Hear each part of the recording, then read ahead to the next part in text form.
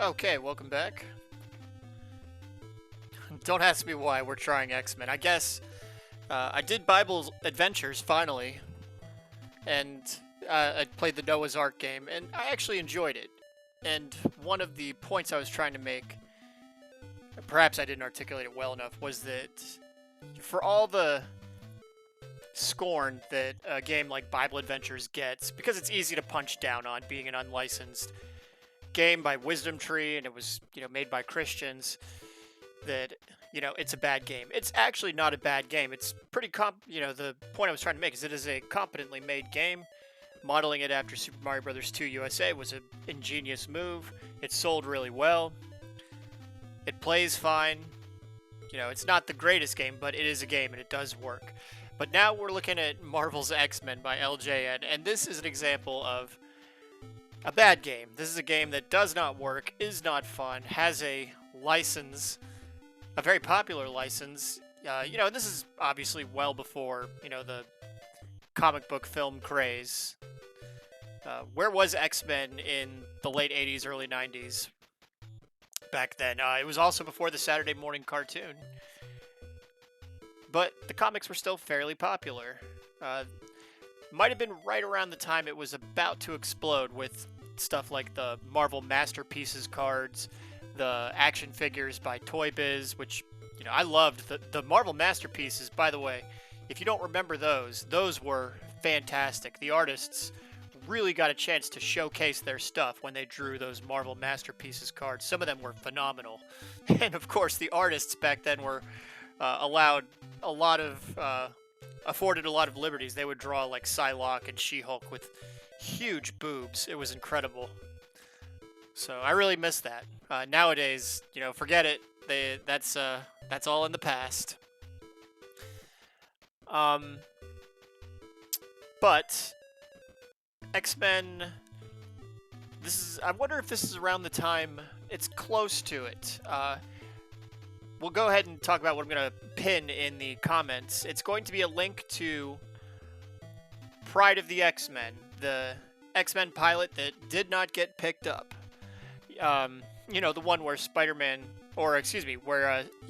tells you to vote, and then Stan Lee tells you that your congressman might be a mutant. Alright, we'll go ahead and start. One player, and we'll just do Future City Street Fight. One of the big problems with this game is the most primitive AI is installed to take control of the second character. So we are going to be a character with a projectile. We will be Cyclops. Let's be Iceman. Why not? And we'll make Wolverine our second character because Cyclops and Iceman and Storm have projectiles, and Wolverine and Nightcrawler and Colossus do not. They're fairly weak and useless.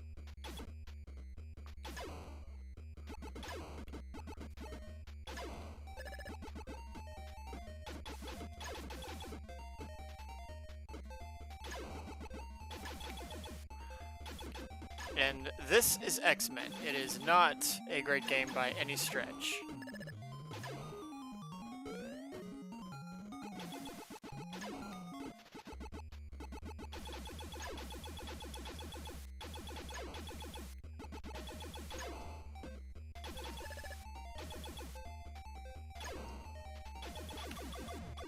Yep, Wolverine's dead already. Alright.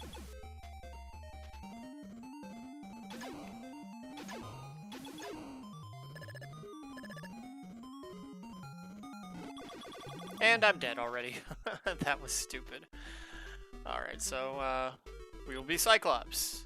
And we'll get Nightcrawler killed. Now, I did have I had the Toy Biz toys. I also had X-Men on Sega Genesis. And I remember that actually being a good game. I enjoyed it. Wasn't great, but it was fun. It was good.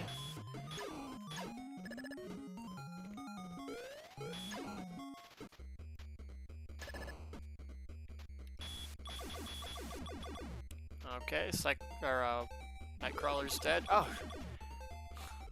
What? Maybe I don't have the key to make it through that. Alright. So now it's just down to Storm and Colossus.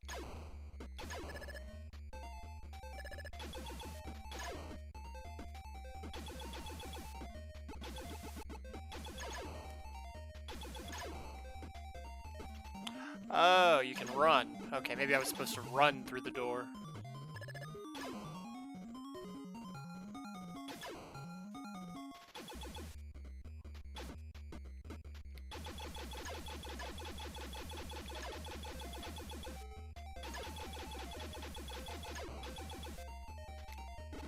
Oh, nope. It's gonna let me take control of Colossus, which is worthless. And with the weak Colossus, I do make it to the end of the... Whoops. Oh, the magnet makes you stun-locked. Oh, another magnet.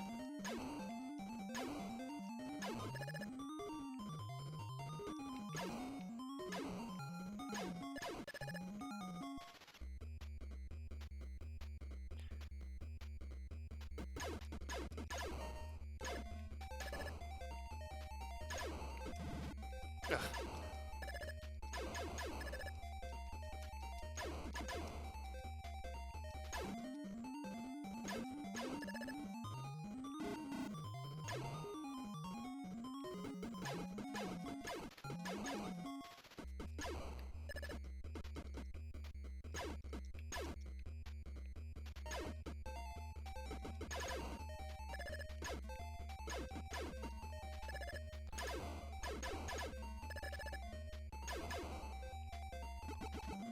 Okay, I think maybe you need that invincibility to make it through,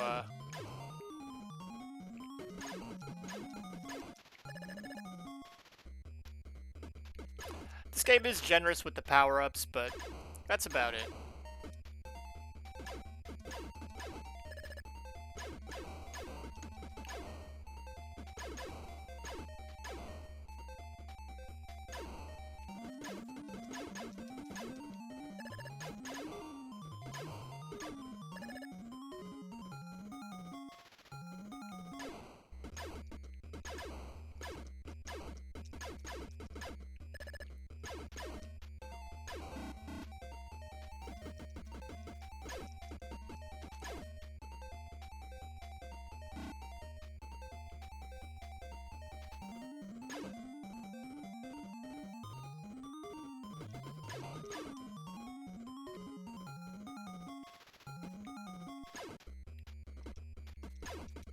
I mean, what can you really say about this game? It is not great. It is not good. This is your classic NES bad.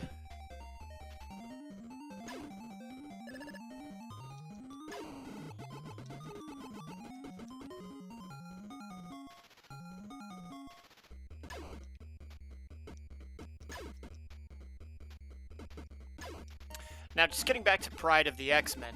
Whoops. I think that was not smart. Pryde of the X-Men, the X-Men cartoon, which was... It was a pilot that was not picked up.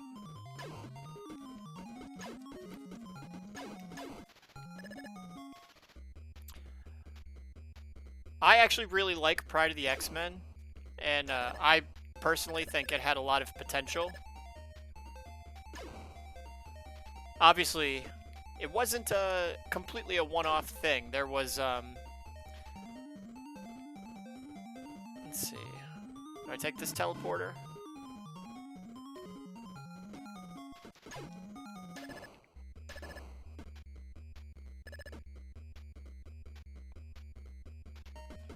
Where do you go? What do you do? There's teleporters all over the place. I'm sure someone has an FAQ online somewhere.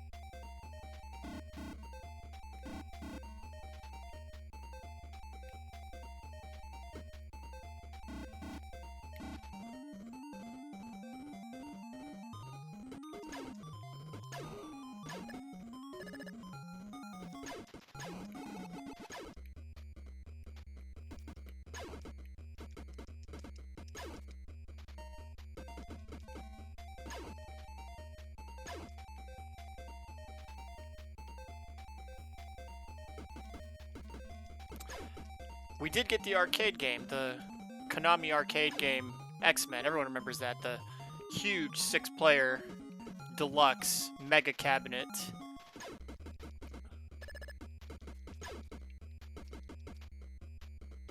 Had really good sound.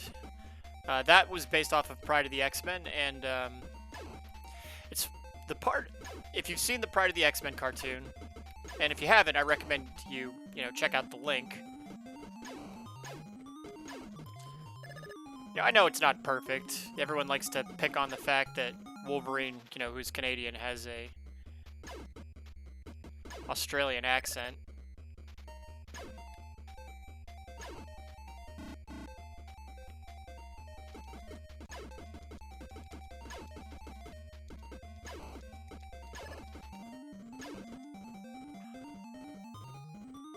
But I think, I don't know, even though it's only one episode, I think it, based off of what we see from the pilot, there's a lot of potential.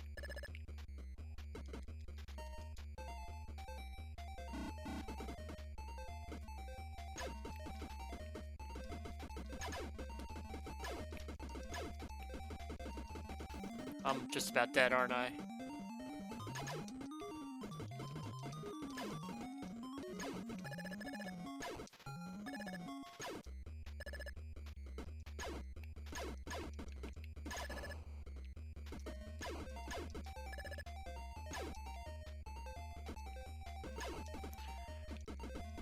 But in the pilot, the enemies are, of course, Magneto, White Queen,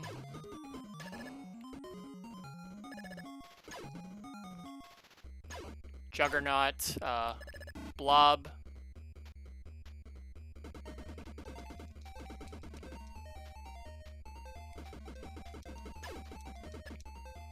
Alright, I got a key.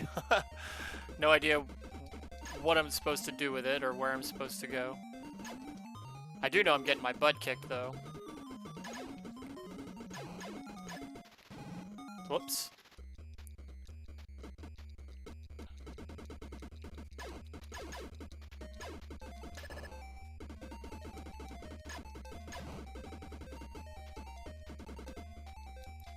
Let's see, was it Juggernaut, Magneto, White Queen, Blob,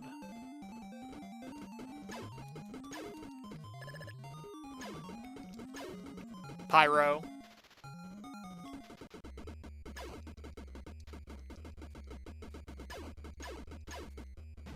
ugh. Toad is the other.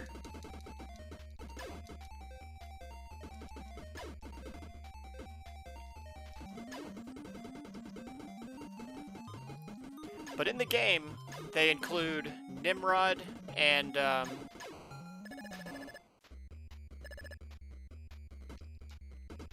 Wendigo. And I always wondered if, yeah, this ought to kill me. Look at that. Nothing I can do, or I'm totally stun-locked. Just getting pinballed. Yep, game over.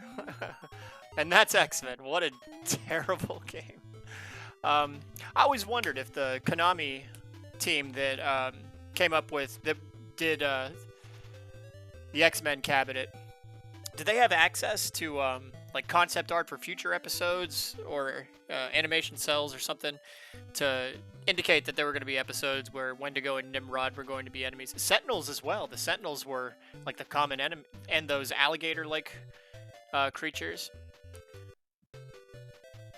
I always wondered, if they had access to like artwork or concepts for future episodes. Even though the pilot didn't get picked up, there was just that one episode. I don't know, just something mildly curious about. But that's X-Men. It sucks. And in my opinion, you can say what you will about Bible Adventures. X-Men is worse. So, anyway, thanks for swinging by and checking out this piece of junk.